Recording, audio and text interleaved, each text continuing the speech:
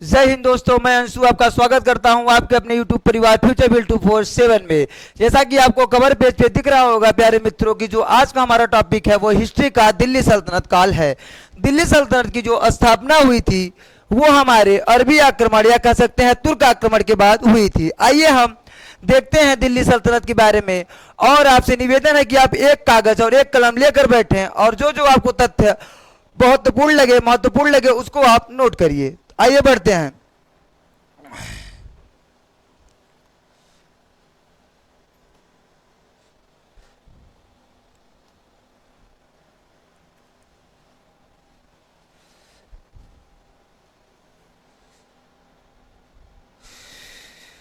साथियों, दिल्ली सल्तनत की स्थापना से पहले जो अरबी आक्रमण हुए थे, पहले हम एक एक आक्रमणकारी को देख लेते हैं।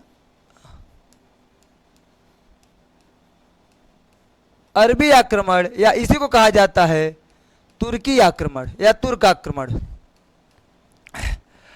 अरबी आक्रमण में सबसे पहला जो आक्रमणकारी था प्यारे मित्रों वो कौन था? मोहम्मद बिन कासिम। कौन था प्यारे मित्रों? मोहम्मद बिन कासिम।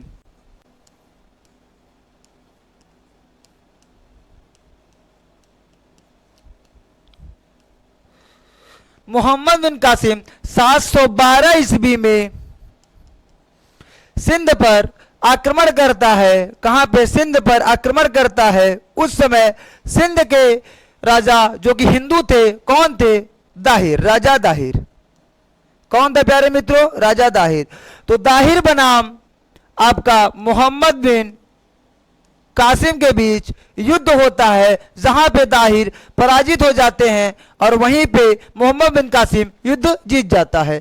इसके पश्चात जो इस युद्ध की घटना हुई इसकी जानकारी हमें चचनामा पुस्तक से, इसकी जानकारी एक चचनामा पुस्तक है उससे मिलती है।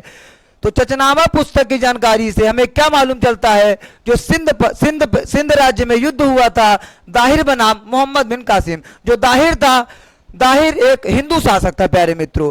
अब मोहम्मद बिन कासिम भारत में सबसे पहले जजिया कर लगाने वाला अगर कोई शासक था तो वो कौन था? मोहम्मद बिन कासिम। आइए हम मोहम्मद बिन कासिम को देख लिए, अब हम देखते हैं महमूद गजनवी को। किसको प्यारे मित्रों? महमूद गजनवी को।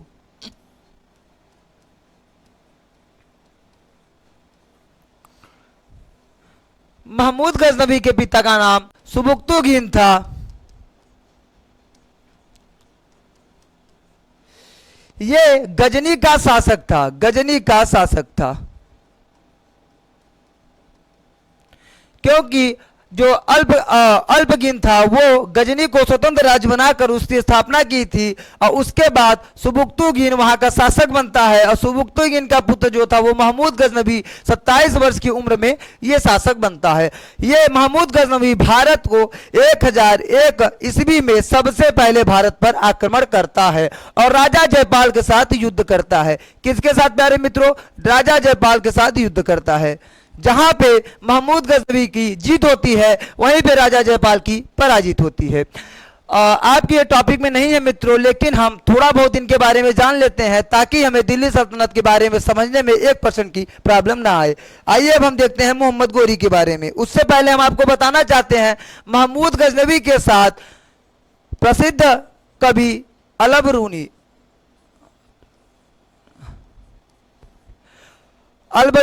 इसी के साथ भारत आया था और वहीं पे महमूद गजनवी भारत में 27 बार आक्रमण किया था प्यारे मित्रों। कितने बार? 27 बार आक्रमण किया था। आइए अब हम देखते हैं मोहम्मद गोरी के बारे में।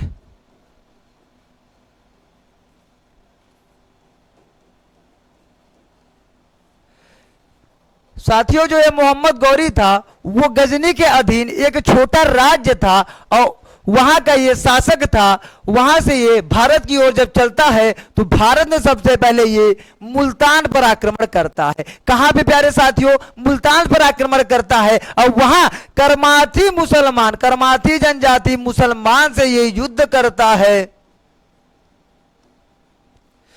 ये युद्ध करता है और जहां पे मोहम्मद गौरी की जीत होती है वहीं करमाथी मुसलमान का हार हो जाता है। प्यारे मित्रों, इसके पश्चात ये 1175 में सबसे पहला इसने आक्रमण किया था। वहीं अगर हम 1178 की बात करें, 1178 में गुजरात पर आक्रमण करता है।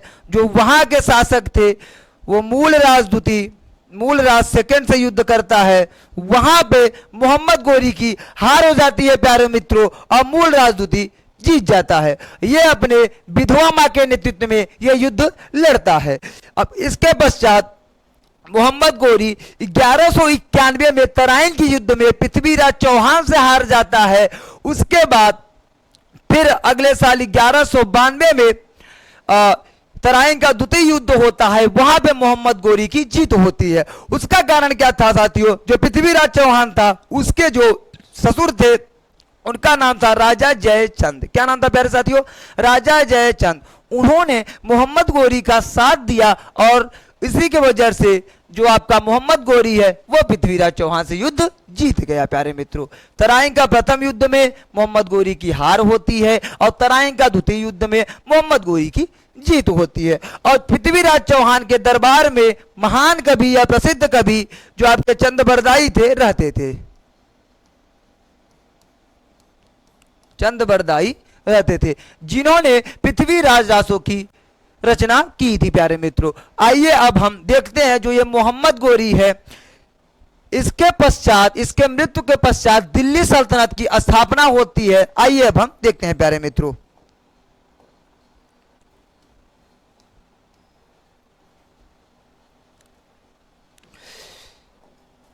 प्यारे मित्रों, इतिहास में जो दिल्ली सल्तनत है उसका काल 1206 से लेकर 1526 ईस्वी तक है, मुगल काल के पहले तक। सबसे पहले देखते हैं, देखिए यहां पे हमने आपको बताया कि जैसा कि तुर्की आक्रमण या अरबी आक्रमण के बाद दिल्ली सल्तनत की स्थापना हुई थी। आइए हम देखते हैं, तुर्की आक्रमण के बाद भारत में दिल्ली सल्तनत की स्थापना हुई, जिसके अंतर्गत अलग अलग शासकों ने इस सल्तनत पर शासन किया तथा दिल्ली की सल्तनत पर काबिज होने वाला जो पहला वंश था प्यारे मित्रों वो था गुलाम वंश। गुलाम वंश को ही प्यारे मित्रों मामलुक वंश कहा जाता है या दास वंश कहा जाता है। और जो आपका मामलुक वंश है, जो आपका गुलाम वंश है, वही आपका मामलुक वंश है। वही ममलुक का अर्थ होता है प्यारे मित्रों स्वतंत्र माता पिता की संतान। स्वतंत्र माता पिता की संतान। कभी कभी आपकी एग्जाम में ये प्रश्न आ जाता है कि ममलुक का अर्थ क्या होता है, तो वहां पे राइट आंसर आपको क्या मारना है प्यारे मित्रों? आपका स्वतंत्र माता पिता की संतान। आइए हम देखते हैं, गुलाम वंश या गुलाम वंश की स्थापना मोहम्मद गोरी के एक गुलाम कुतुबुद्दीन ऐबक ने किया था। कब किया था? 1206 में। 1206 से 1290 तक भारत पर शासन किया। कहा जाता है जो गुलाम वंश के संस्थापक थे वो थे कुतुबुद्दीन ऐबक। आइए हम कुतुबुद्दीन ऐबक के बारे में थोड़ा बहुत जानते हैं।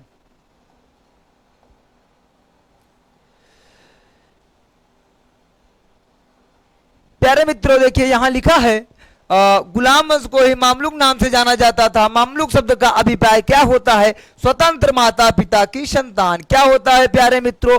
स्वतंत्र माता पिता की संतान। आइए हम देखते हैं कुतुबुद्दीन ऐबक के बारे में। किसके बारे में?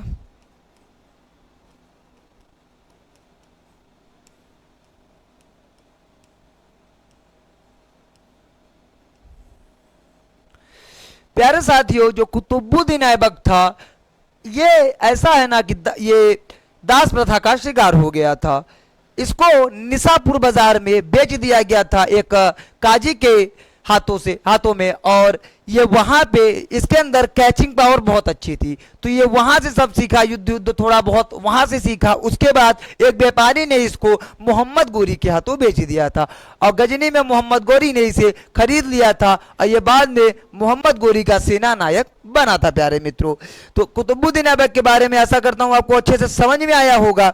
आइए हम इसके पश्चात देखते हैं जो गुलाम वंश का संस्थापक था वो कौन था? कुतुबुद्दीन ऐबक। प्यारे मित्रों कुतुबुद्दीन ऐबक ऐसा था जो सिंहासन पर नहीं बैठा था, सिंहासन के बगल बैठा था, क्योंकि ये इसे कहा जाता था कि ये मोहम्मद गोरी का गुलाम है, मोहम्मद गोरी का दास है, इसीलिए अपने वंश का नाम गुलाम वंश अथवा दास वंश रखा था। आइए प्यारे मित्रों हम देखते हैं गुलाम वंश के बारे में जानते हैं। शायद यहाँ मिस प्रिंट हो गया है, 1226 से 1290 ईस्वी तक गुलाम वंश ने शासन किया था दिल्ली सल्तनत पे। मोहम्मद गोरी के मृत्यु के बाद कुतुबुद्दीन ऐबक ने गुलाम वंश की स्थापना की। शुरुआत में गुलाम वंश को दास वंश भी कहा जाता था, क्योंकि इस वंश की स्थापना एक दास के द्वारा की गई थी। प्यारे मित्रों, हम इसके पहले क्या बात किए कि जो आपका कुतुबुद्दीन ऐबक था वो कौन था? मोहम्मद गोरी का गुलाम था अथवा दास था, इसीलिए उसने इस वंश का नाम गुलाम वंश या दास वंश या ममलूक वंश रखा था। आइए हम आगे देखते हैं। कुतुबुद्दीन ऐबक प्यारे मित्रों लाहौर में शपथ लेता है तथा लाहौर की अपनी राजधानी बनाता है। कुतुबुद्दीन ऐबक लाहौर में शपथ ग्रहण किया, बाद में दिल्ली को अपनी राजधानी बनाया तथा दिल्ली सल्तनत की स्थापना की। इसने इसके पहले लाहौर में राजधानी बनाई थी। कुतुबुद्दीन की दानशीलता से प्रभावित होकर, क्योंकि ये लाखों का दान देने वाला था, इसको मिनहाज ने लाख बख्श कहा था। क्या कहा था प्यारे मित्रों? मिनहाज ने इसको क्या कहा था? लाख बख्श कहा था, लाखों का दान देने वाला, क्योंकि ये धन दौलत सब गरीबों को दान देता था, इसीलिए इसे लाख बख्श की उपाधि मिली थी। इसको आप नोट करेंगे प्यारे मित्रों, क्योंकि ये मोस्ट इंपॉर्टेंट है, क्योंकि कुतुबुद्दीन ऐबक से सबसे ज्यादा उसकी मृत्यु पूछी जाती है और लाख बख्श की उपाधि पूछी जाती है। इसकी एक और उपाधि है प्यारे मित्रों, कुरान खां। क्या था प्यारे मित्रों? कुरान खां। कुरान खां की उपाधि किसने धारण की थी प्यारे मित्रों? कुतुबुद्दीन ऐबक ने। आइए हम आगे देखते हैं।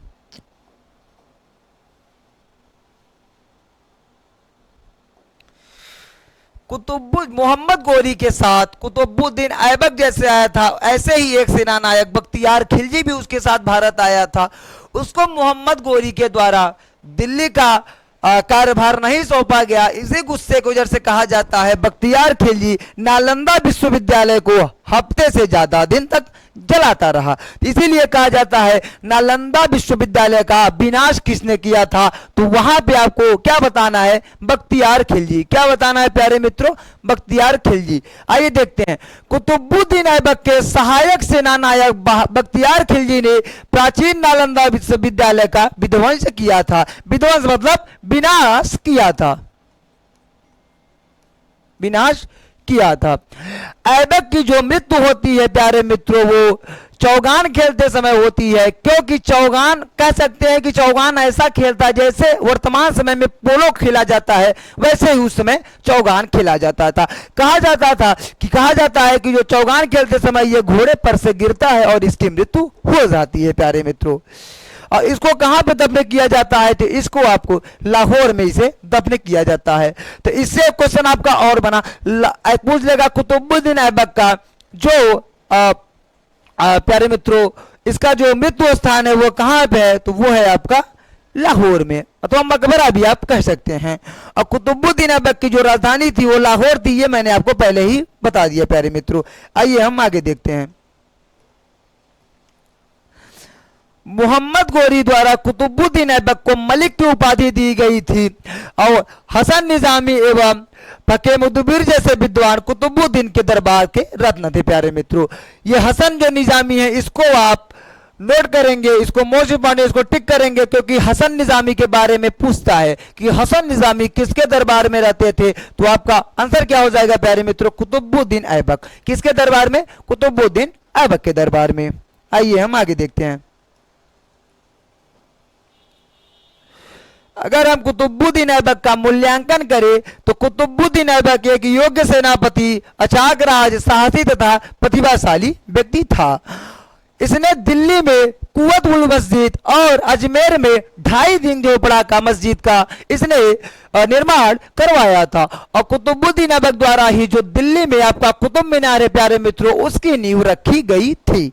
आशा करता हूं आपको कुतुबुद्दीन ऐबक बहुत अच्छे से समझ में आया होगा। आइए हम आगे देखते हैं।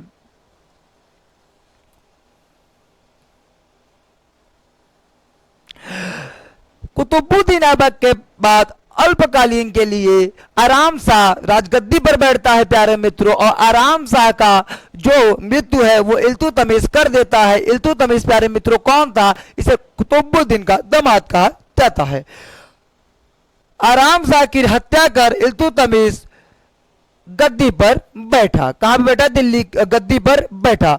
और दिल्ली सल्तनत का वास्तविक संस्थापक प्यारे मित्रों इल्तुतमिश को ही कहा जाता है। ऐसा क्यों? क्योंकि कुतुबुद्दीन ऐबक संस्थापक था, स्थापना तो कर दिया था, लेकिन वो सिंहासन पर नहीं बैठा था प्यारे मित्रों। इसीलिए इल्तुतमिश जो है वो सिंहासन पर बैठता था। इसीलिए वास्तविक संस्थापक किसे कहा जाता है? इल्तुतमिश को। दिल्ली का वास्तविक संस्थापक किसे कहा जाता है प्यारे मित्रों? इल्तुतमिश को।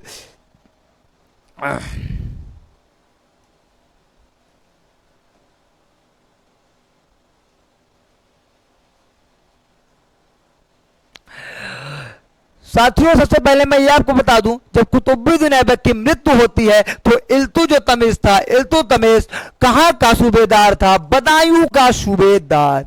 कहां का प्यारे मित्रों? बदायूं का सूबेदार था।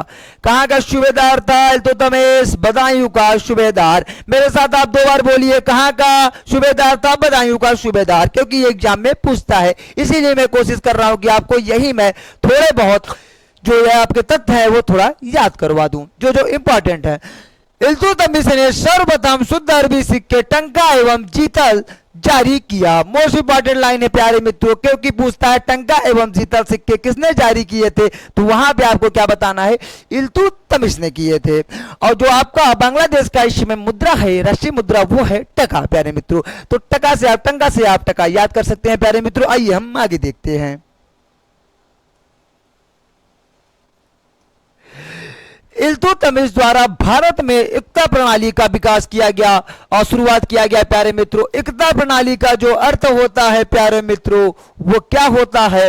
एकता प्रणाली का अर्थ ये हुआ कि जितने भी समाज के छोटे छोटी भूमि होंगी, वहां उस भूमि की राजस्व कर वसूल कर अधिकारियों को, सैनिकों को उनका वेतन दिया जाएगा। बाद में प्यारे मित्रों इस जो वेतन वसूली था, इसको न करके जो छोटी छोटी जमीन की टुकड़ी थी उसी को सैनिकों तथा अधिकारियों को दे दिया जाता था। उसी से वो अपना जो वेतन के तौर पे पाते थे, उसके जगह उन्हें जमीन दिया जाने लगा। उस पे अपना वो उगाते थे, उसी से अपना जीवन यापन करते थे। इल्तुतमिश द्वारा प्यारे मित्रों 40 गुलाम सरदारों का संगठन बनाया गया, जिसे कहा गया तुर्काने चहलगान। ये 40 दल के नाम से प्रसिद्ध था। इसमें 40 सदस्यों की संख्या थी, 40 सरदारों की संख्या थी प्यारे मित्रों।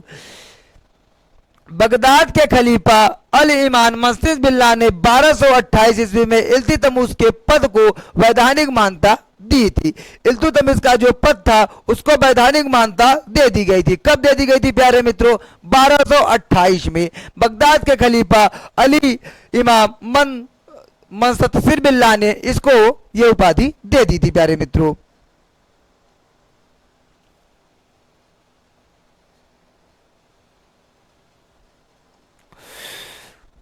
मसल माचा प्रधान तथा खलीफा के सहायक नासिर अल मोमिन की उपाधि से भी विभूषित किया गया था। किसको? इल्तुतमिश को। किसको विभूषित किया गया प्यारे मित्रों? इल्तुतमिश को। इल्तुतमिश ने लाहौर की बजाय अपनी राजधानी कहां बनाई? दिल्ली को अपनी राजधानी बनाई। कहां पे प्यारे मित्रों? दिल्ली को अपनी राजधानी बनाई। कहां से? लाहौर की। अगर कुतुबुद्दीन ऐबक की राजधानी पूछा जाए तो क्या बताएंगे प्यारे मित्रों? लाहौर। अगर इल्तुतमिश की राजधानी पूछा जाए तो क्या बताएंगे प्यारे मित्रों? दिल्ली। और इल्तुतमिश को गुलामों का गुलाम कहा जाता था, क्योंकि मोहम्मद गोरी का गुलाम कुतुबुद्दीन ऐबक और कुतुबुद्दीन ऐबक का गुलाम इल्तुतमिश। प्यारे मित्रों, आशा करता हूं बहुत अच्छे से आपको समझ में आ रहा होगा। आइए हम आगे देखते हैं।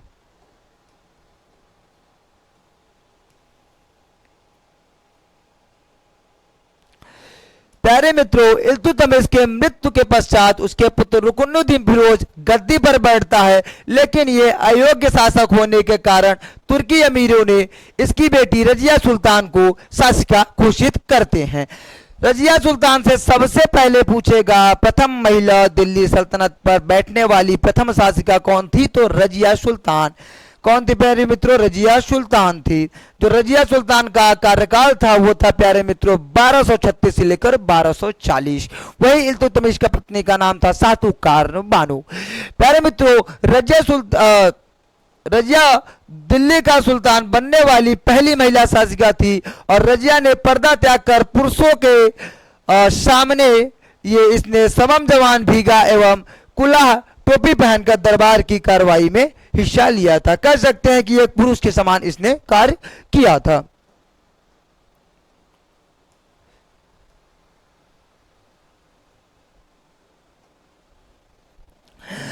अबसीनिया के हबसी गुलाम जमालुद्दीन याकूत को रजिया ने अमीर आखुर एवं मलिक हसन गौरी को इसने सेनापति घोषित किया था। सेनापति का पद इसने दिया था मलिक हसन को, वहीं अमीर आखुर को पद किसने दिया था?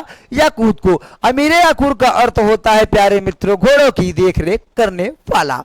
आइए हम आगे देखते हैं। रजिया सुल्तान ने भतिंदा के जो सूबेदार थे जिसका नाम अल्तुनिया था उनसे विवाह किया था।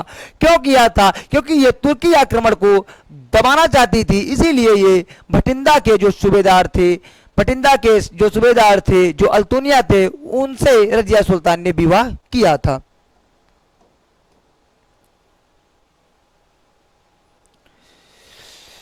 कैथल के निकट डाकुओं ने इसकी हत्या कर दी थी, साथ में अल्तुनिया की भी हत्या कर दी थी। प्यारे मित्रों रजिया सुल्तान का मूल्यांकन कर लेते हैं। प्यारे मित्रों रजिया सुल्तान ने लगभग आपका 3 वर्ष 6 माह तथा 6 दिन तक शासन किया था। 6 दिन भी रजिया सुल्तान ने लगभग 3 वर्ष 6 माह 6 दिन तक शासन किया। स्त्री होकर भी स्त्री होने की दुर्बलता का परिचय नहीं दिया। अर्थात हमने आपको पहले ही बताया एक जैसे पुरुष शासन करते थे वैसे ही रजिया सुल्तान भी शासन करती थी। प्यारे मित्रों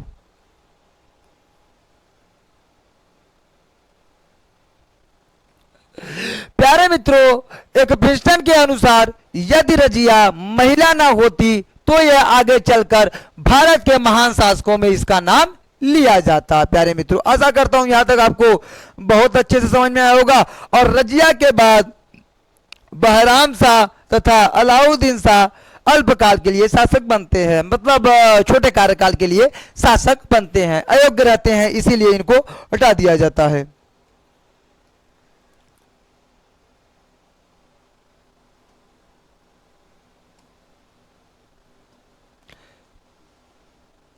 प्यारे मित्रों अब हम देखते हैं गयासुद्दीन बलबन को। जो गयासुद्दीन बलबन का कार्यकाल था प्यारे मित्रों 1266 से लेकर 1286 तक था।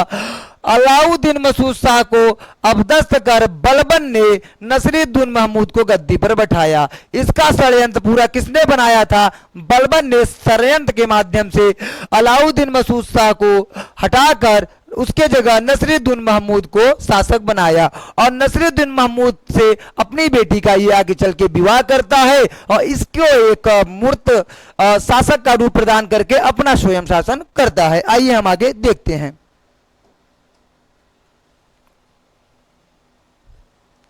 बलबन प्यारे मित्रों इल्तुतमिश के समय इसका गुलाम था। बलबन इल्तुतमिश का गुलाम था और नसीरुद्दीन महमूद ने बलबन को उलुग खां की उपाधि दी थी।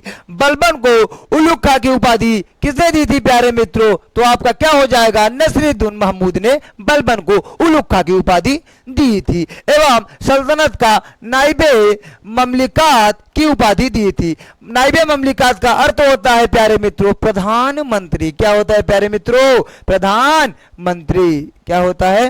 प्रधानमंत्री। प्यारे मित्रों जिस तरीके से हम पढ़ा रहे हैं अगर आप पहले से पढ़ चुके हैं तो आप क्विक रिवीजन मेरे साथ कर सकते हैं। प्यारे मित्रों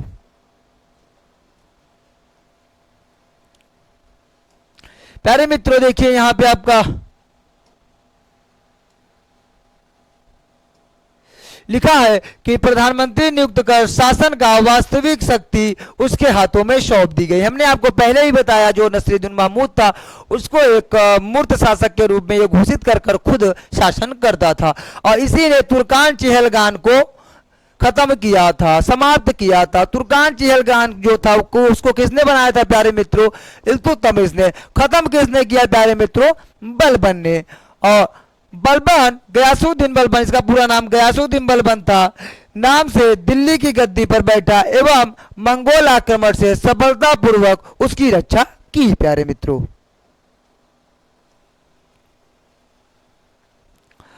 बलबन ने प्यारे मित्रों सबसे पहले तो अब ये जानिए, जो ये सिजदा पैबोस है, जैसी परंपराएं चलाई थी, सिजदा पैबोस का अर्थ ये होता है प्यारे मित्रों कि सर को झुकाकर पैर को चूमना, एकदम लेट कर जो भी आता था वो बलबन को ऐसे ही नमस्कार करता था, उसी को कहा जाता था सिजदा एवं पैबोस। प्यारे मित्रों, बलबन ने राजत्व का नया सिद्धांत प्रतिपादित किया एवं खुद को ईरानी हीरो अपर्सियाब का वंशज घोषित किया। उस समय ईरान का हीरो जो था वो अपर्सियाब था, उसी का वंशज अपने आप को ये कहता था। और फारसी रीति रिवाज पर आधारित जो नवरोज त्योहार है उसकी स्टार्टिंग किसने की थी? बलबन ने। नवरोज त्योहार की स्टार्टिंग किसने की थी प्यारे मित्रों? तो वो आपके बलबन ने किया था। आज भी देख रहे होंगे सब लोग नवरोज मनाते हैं बड़े धूमधाम से।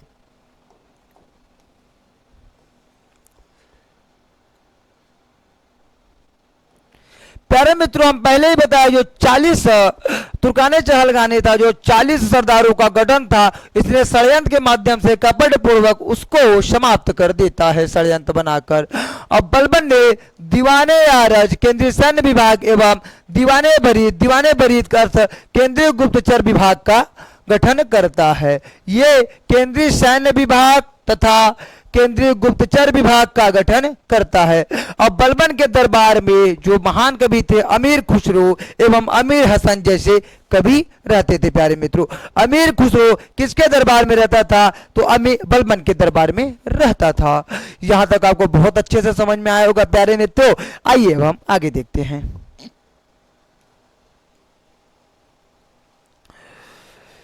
जो शमसुद्दीन कैमुर्स था वो गुलाम वंश का प्यारे मित्रों अंतिम शासक था।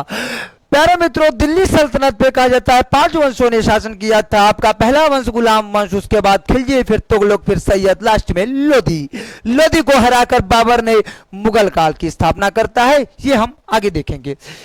उसके बाद जो आपका गुलाम वंश है प्यारे मित्रों, उसके बाद आता है खिलजी वंश। खिलजी वंश के जो संस्थापक माने जाते हैं वो जलालुद्दीन खिलजी माने जाते हैं, जिनका पूरा नाम था जलालुद्दीन फिरोज शाह खिलजी। प्यारे मित्रों, जलालुद्दीन फिरोज शाह खिलजी ने गुलाम वंश को समाप्त कर 1290 ईस्वी में खिलजी वंश की स्थापना करता है तथा जलालुद्दीन ने किलाखोरी में अपनी राजधानी स्थापित करती है। कहां पे अपना राजधानी स्थापित करता है? किलाखोरी में।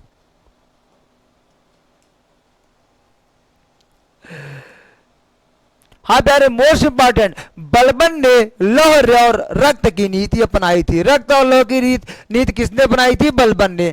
बलबन की रक्त और लौह की नीति को त्याग कर, मतलब ये लौह और रक्त नीति को न अपनाकर ये उदार नीति को अपनाता है। और जलालुद्दीन ने अहस्तक्षेप नीति को अपनाता है। अहस्तक्षेप मतलब प्यारे मित्रों की हर जगह हस्तक्षेप न करना। आइए हम आगे देखते हैं। जलालुद्दीन का जो भतीजा था या दामाद था प्यारे मित्रों, वो कौन था? वो आपका था अलाउद्दीन खिलजी। कौन था प्यारे मित्रों? अलाउद्दीन खिलजी।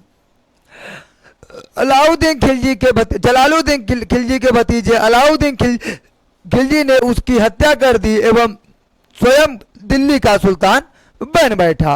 अलाउद्दीन को बचपन में अली अथवा गुरसाब के नाम से जाना जाता है। प्यारे मित्रों, मोस्ट इंपॉर्टेंट, बहुत बार पूछता है कि जो अलाउद्दीन खिलजी था उसका बचपन का नाम क्या था? प्यारे मित्रों, अली अथवा गुरसाब के नाम से पुकारा जाता था। आइए हम आगे देखते हैं।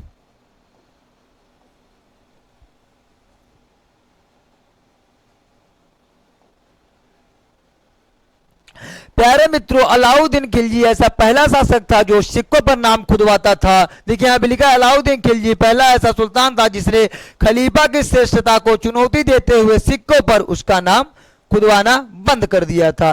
प्यारे मित्रों, इसने बंद करवा दिया था और ये क्योंकि ये जो जलालुद्दीन खिलजी ने अलाउद्दीन को अमीर तुनिक की उपाधि से विभूषित किया था। किस उपाधि से प्यारे मित्रों? अमीर तुनुक की उपाधि से घोषित किया था। माफ करना साथियों, इसने जो सिक्कों पर मोहरों पर जो राजा का नाम रहता था उसको खुदवाना बंद कर दिया था।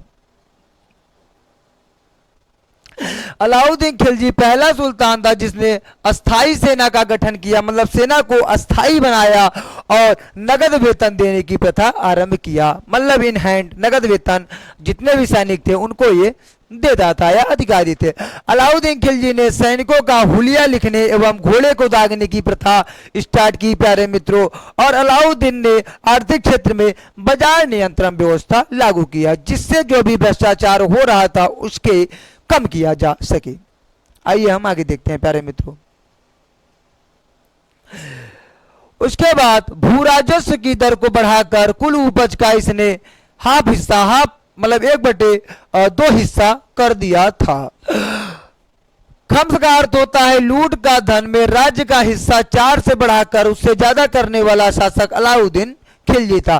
खम्स मतलब लूट का धन। प्यारे मित्रों, जब भी युद्ध होगा, युद्ध में जो जिस शासक से युद्ध करेगा और जीतेगा फिर उस शासक का जो धन लूटेगा उसी को कहा जाता है खम्स। और उसमें से आपका जो हिस्सा था वो 4 से ज्यादा % बढ़ा दिया था। दक्षिण भारत में अलाउद्दीन के सैन्य अभियानों का नेतृत्व मलिक काफूर करता है। प्यारे मित्रों, मलिक काफूर को ट्रांसजेंडर कहा जाता है क्योंकि ये माना जाता है कि ये ट्रांसजेंडर था। इसका सेनापति था जो दक्षिण अभियान किया था, जो दक्षिण में विजय प्राप्त कर रहा था अलाउद्दीन खिलजी, वहां का जो सेनापति था वो कौन था? मलिक काफूर। कौन था प्यारे मित्रों? मलिक काफूर।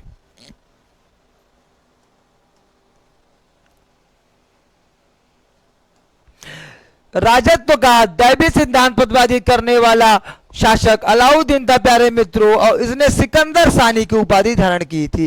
किसकी उपाधि? सिकंदर सानी की उपाधि धारण किसने की थी प्यारे मित्रों? तो अलाउद्दीन खिलजी।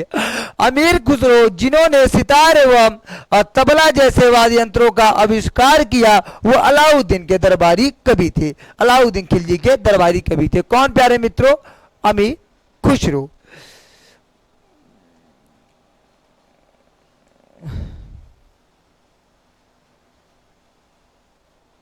अलाउद्दीन खिलजी ने अमीर खुसरो को तूती-ए-हिंद मतलब तोता, तूती-ए-हिंद की उपाधि से विभूषित किया था। मिल्क इनाम वफ के अंतर्गत दी भूमियों का राजस्व को सुधारों के तहत वापस लेकर अलाउद्दीन ने इन्हें खालसा में तब्दील कर दिया था। मतलब जो भी आपके मिल्क इनाम एवं वफ के अंतर्गत जो भूमि आते थे उसको इसने राजकीय भूमि में बदल दिया था प्यारे मित्रों। किसने बदल दिया था? राजकीय भूमि में बदल दिया था प्यारे मित्रों। आइए हम आगे देखते हैं। अलाउद्दीन खिलजी ने अपने शासनकाल में 2 नवीन कर चराई एवं गड़ी लगाया। चराई का अर्थ होता है प्यारियों दुधारू पशुओं पर तथा गड़ी का मतलब होता है घर एवं झोपड़ियों पर। तो कहा जा सकता है जो पशु, जो दूध देने वाली पशु थी तथा जो घर और झोपड़ी थे उन पे जो कर वसूलता था वो कौन वसूलता था? अलाउद्दीन खिलजी। अलाउद्दीन खिलजी को सार्वजनिक वितरण प्रणाली का जनक कहा जाता है। सार्वजनिक वितरण प्रणाली का जनक प्यारे मित्रों कौन हो जाएगा आपका? अलाउद्दीन खिलजी।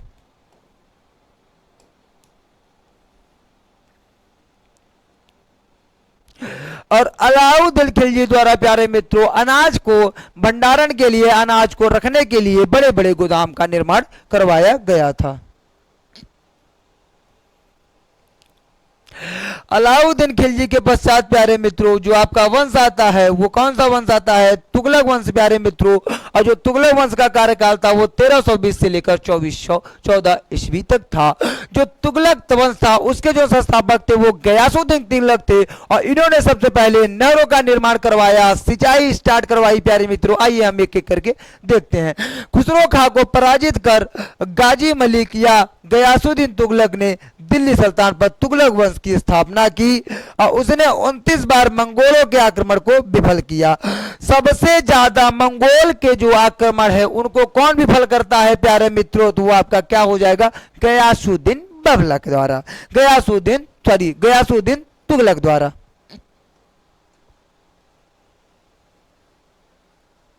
देखिए प्यारे मित्रों जो मैंने आपको बताया वही लिखा है। गयासुद्दीन ने अपने साम्राज्य में सिंचाई की व्यवस्था की तथा संभवतः नहरों का निर्माण कराने वाला वह प्रथम शासक था। सबसे ज्यादा अगर नहर का निर्माण होता है तो फिरोज शाह तुगलक के समय होता है। लेकिन साथियों, नहरों का निर्माण जो प्रारंभ करवाया था वो किसने करवाया था? आपका गयासुद्दीन तुगलक ने करवाया था। और गयासुद्दीन ने रोमन शैली में एक नवीन नगर तुगलकाबाद बसाया और इस शहर में 56 कोट नामक दुर्ग भी बनवाया। दुर्ग अर्थ अथवा दुर्ग का अर्थ होता है प्यारे मित्रों किला। दुर्ग का अर्थ क्या होता है प्यारे मित्रों? किला। 56 कोट किला का निर्माण किसने करवाया? तो आपका क्या हो जाएगा? गयासुद्दीन तुगलक ने। और यह नगर दिल्ली के नजदीक स्थित है। जो आपका प्यारे मित्रों तुगलकाबाद है वो कहाँ पे है? वो दिल्ली के बहुत नजदीक स्थित था।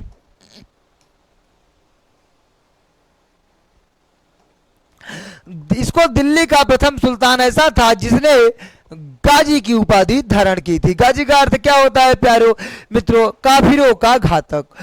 काफिरों का विनाश जो करता था उसी को गाजी कहा जाता था। उसकी प्रथम उपाधि किसने धारण की थी? तो आपका हो जाएगा गयासुद्दीन तुगलक ने। गयासुद्दीन तुगलक के मृत्यु के पश्चात प्यारे मित्रों मोहम्मद बिन तुगलक दिल्ली सुल्तान की गद्दी पर बैठता है और तुगलक वंश पे इसने शासन करता है। और इसका जो कार्यकाल है वो 1325 से लेकर 1351 ईस्वी तक है प्यारे मित्रों। गयासुद्दीन तुगलक के मृत्यु के पश्चात जौना खां प्यारे मित्रों मोहम्मद बिन तुगलक के जो बचपन का नाम था वो था जौना खां। वो दिल्ली के सिंहासन पर बैठा एवं इतिहास में इसे मोहम्मद बिन तुगलक के नाम से प्रसिद्ध हुआ। इसे किस नाम से जाना गया? मोहम्मद बिन तुगलक के नाम से जाना गया प्यारे मित्रों। आइए हम देखते हैं एक एक। आशा करता हूं आपको बहुत अच्छे से समझ में आ रहा होगा।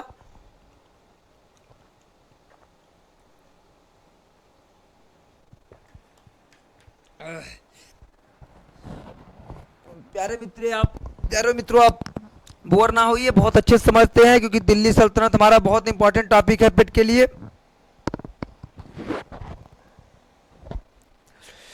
आइए हम आगे देखते हैं प्यारे मित्रों। मोहम्मद बिन तुगलक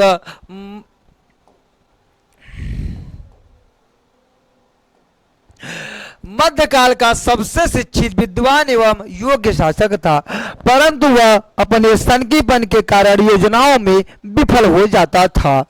इसीलिए इसको महान, इसका जो सनकीपन था इसी कारण इसे महान नहीं बना पाया। अब मोहम्मद बिन तुगलक ने दीवाने आमिर को ही किसी विभाग की स्थापना की थी। दीवाने अमीर को ही थी, उसी को क्या कहा जाता था प्यारियों? कृषि विभाग। उसकी स्थापना किसने की थी? तो आपकी मोहम्मद बिन तुगलक ने की थी।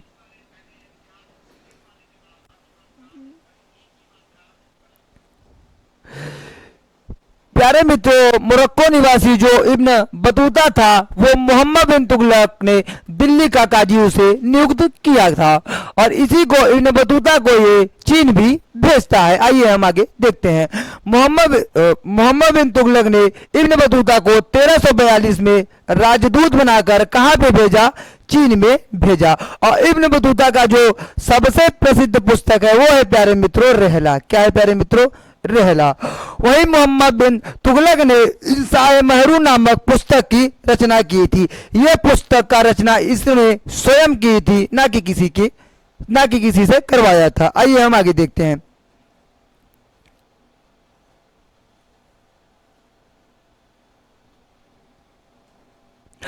1341 ईस्वी में चीनी सम्राट तोगन तिमुग ने अपना एक राजदूत भेजकर मोहम्मद बिन तुगलक से हिमाचल प्रदेश के बौद्ध मंदिरों के निर्माण के लिए अनुमति मांगी थी।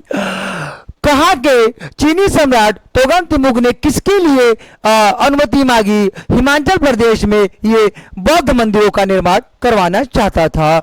मोहम्मद बिन तुगलक के शासनकाल में हरियर एवं बुक्का नामक दो भाई विजयनगर साम्राज्य की स्थापना करते हैं। प्यारे मित्रों, कहा जाता है सबसे ज्यादा विद्रोह और सबसे ज्यादा राज्यों को स्वतंत्र इसी के शासनकाल में राजा किए थे। आइए हम एक एक देखते हैं।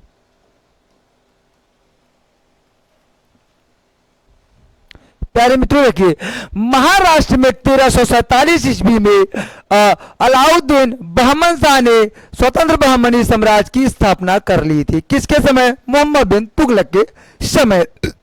मोहम्मद बिन तुगलक के शासनकाल में ही कान्हा नायकों ने वारंगल को स्वतंत्र राज्य घोषित कर लिया था। प्यारे मित्रों, अगर पूछ लेगा जो वारंगल हो उसको स्वतंत्र राज्य कब किया गया था, किसके शासनकाल में, तो मोहम्मद बिन तुगलक के शासनकाल में किया गया था। प्यारे मित्रों,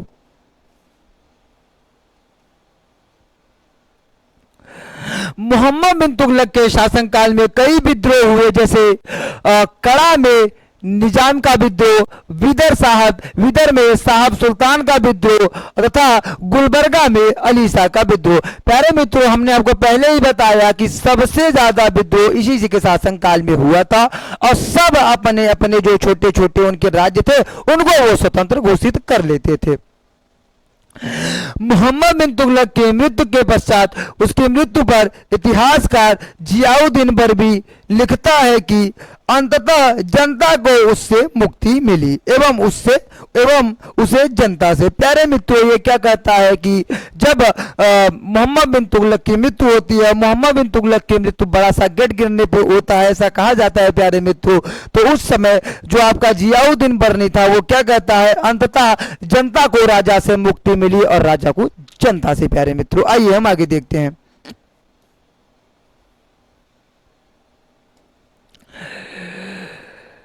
प्यारे मित्रों, मोहम्मद बिन तुगलक ऐसा पहला शासक था जो कहां पे, अजमेर में शेख मुसन्नुद्दीन चिश्ती की दरगाह पर गया था। कहां पे?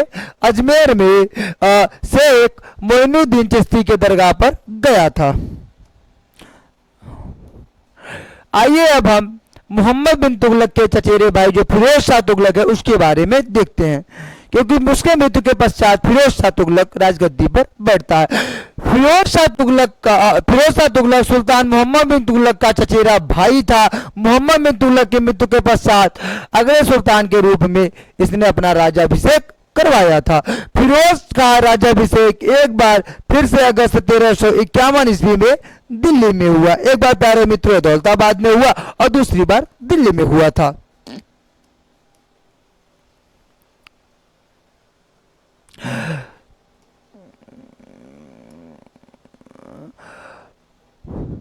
फुतुवत फिरोज शाही के अनुसार फिरोज ने राजस्व व्यवस्था में परिवर्तन करते हुए जो 24 कष्टदायक कर थे उनके जगह पे उसने केवल 4 करों का आयोजन बनाया था। तो 4 करों में देखते हैं, पहला क्या है, खराज।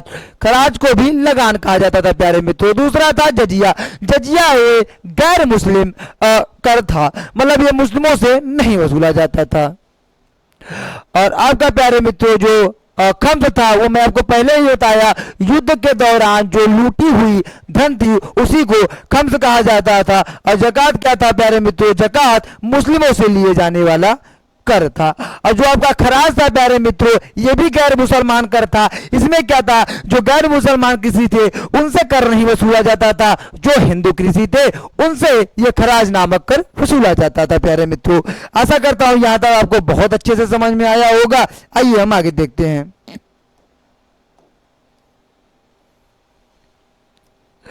ब्राह्मणों पर जब जजिया कर स्टार्ट हुआ था प्यारे मित्रों तो ब्राह्मणों पर नहीं लगाया गया था, लेकिन ब्राह्मणों पर भी जजिया कर लगाने वाला प्रथम शासक कौन था, फिरोज शाह तुगलक था। कौन था प्यारे मित्रों, फिरोज शाह तुगलक था। फिरोज शाह तुगलक ने कृषि को उन्नत बनाने के लिए सिंचाई बाग की स्थापना की तथा सिंचित भूमि पर कुल उपज का 1/10 भाग सिंचाई कर के रूप में अध्यारोपित किया। प्यारे मित्रों, हम आपको सबसे पहले ही बताया जो सिंचाई और नहर की जो व्यवस्था थी वो तो सबसे पहले उसका विकास गयासुद्दीन तुगलक द्वारा किया था। लेकिन सबसे ज्यादा नहरों का निर्माण अगर किसी के शासनकाल में हुआ तो किसके शासनकाल में हुआ प्यारे मित्रों, फिरोज शाह तुगलक के शासनकाल में हुआ।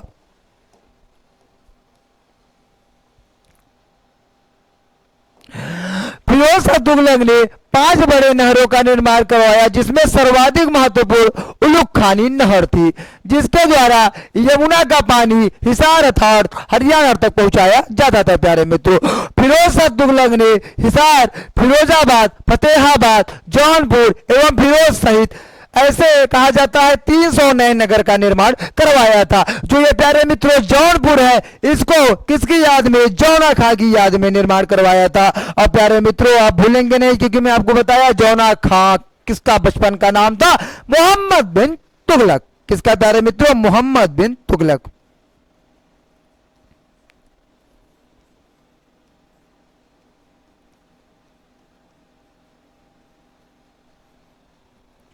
आइए प्यारे मित्रों आगे देखते हैं।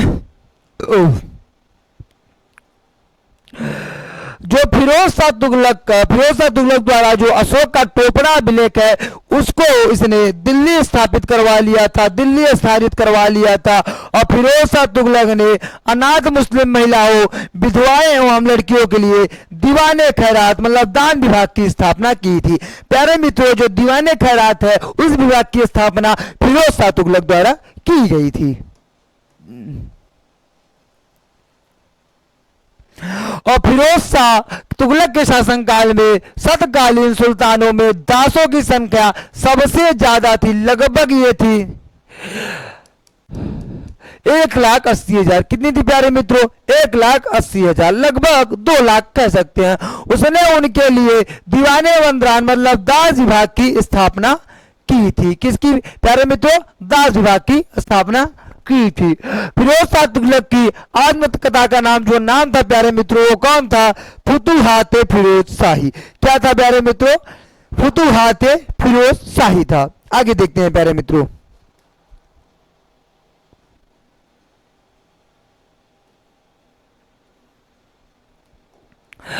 फिरोज तुगलक ने दिल्ली के निकट दारुल सफा नामक एक खैराती अस्पताल खोला, एक खैराती चिकित्सालय खोला। और फिरोज शाह तुगलक ने चांदी एवं तांबे के मिश्रण से इन चांदी एवं तांबे को मिक्सर करके कौन से सिक्के, तो सजगनी, अद्धा एवं बिक जैसे सिक्के चलाए प्यारे मित्रों। तो अद्धा एवं बिक सिक्के किसने चलवाए थे, तो आपके फिरोज शाह तुगलक ने। किसने चलवाए प्यारे मित्रों, फिरोज शाह तुगलक ने। अद्धा एवं, मैं आपको बार बार बोल रहा हूं, अद्धा एवं बिक जो सिक्के थे उसको किसने चलवाया था, फिरोज शाह तुगलक ने। फिरोज शाह तुगलक ने अपनी आत्मकथा फुतुहाते फिरोज शाही के नाम से लिखी। किस नाम से लिखी, फुतुहाते फिरोज शाही प्यारे मित्रों। आइए हम आगे देखते हैं।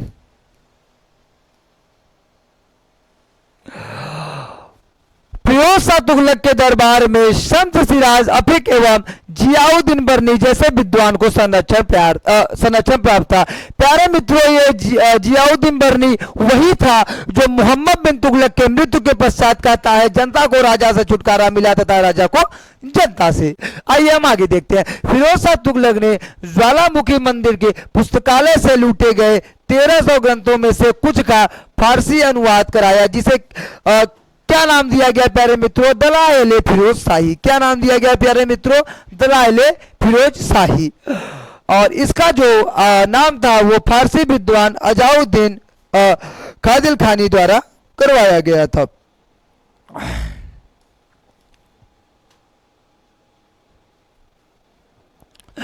प्यारे मित्रों दिल्ली स्थित फिरोज शाह कुटला में जो किला था, जो दुर्ग था, फिरोज तुगलक द्वारा ही उसको निर्माण करवाया गया था। आइए अब आगे देखते हैं प्यारे मित्रों। फिरोज शाह तुगलक के पश्चात नसरुद्दीन मोहम्मद महमूद तुगलक राज सिंहासन पर बैठता है। और ये तुगलक वंश का अंतिम शासक था। और इसी के शासनकाल में जो तैमूर लंग है वो 1398 में भारत पर आक्रमण करता है प्यारे मित्रों। इससे सबसे ज्यादा इंपॉर्टेंट है कि तैमूर लंग किसके शासनकाल में भारत पर आक्रमण किया था, तो वो नसरुद्दीन महमूद तुगलक प्यारे मित्रों, जो कौन था, तुगलक वंश का अंतिम शासक था प्यारे मित्रों।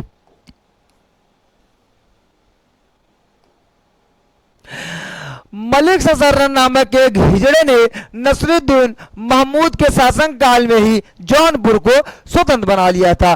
प्यारे मित्रों ये जौनपुर वही है जो फिरोज शाह तुगलक अपने भाई जौना खां की याद में इस शहर को बसाया था। प्यारे मित्रों तुगलक वंश के पश्चात सैयद वंश की स्थापना होती है।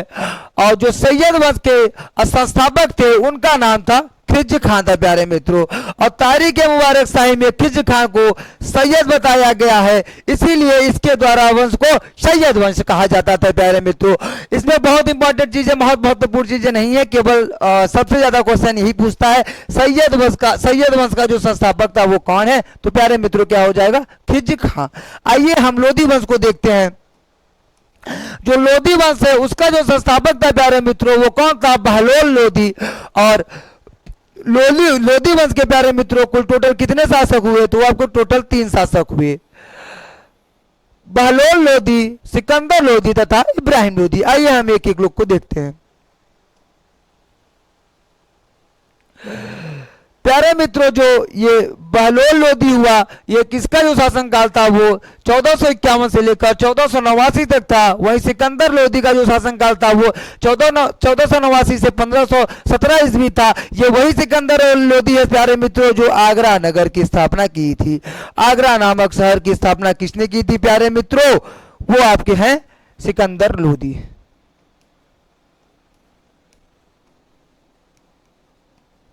उसके पश्चात इब्राहिम लोधी शासन करता है प्यारे मित्रों। और इब्राहिम लोधी पानीपत का जब प्रथम युद्ध होता है 1526 में, तो बाबर द्वारा इसको पराजित किया जाता है और उसके पश्चात प्यारे मित्रों मुगल काल की स्थापना की जाती है। आशा करता हूं आपको दिल्ली सल्तनत बहुत अच्छे से समझ में आया होगा प्यारे मित्रों। मैं बहुत जल्द प्रश्नों की श्रृंखला आपके सामने प्रस्तुत करने वाला हूं, जिसमें आपका दिल्ली सल्तनत के बारे में भी इन्वॉल्व रहेंगे क्वेश्चन, और आप एक एक का अपना मूल्यांकन कर सकेंगे कितना आपको समझ में आया। ठीक है प्यारे मित्रों, हमने मिलते हैं नेक्स्ट टॉपिक मुगल काल के साथ अपने नेक्स्ट वीडियो में। इसको शेयर करना ना भूलिएगा साथियों। जय हिंद।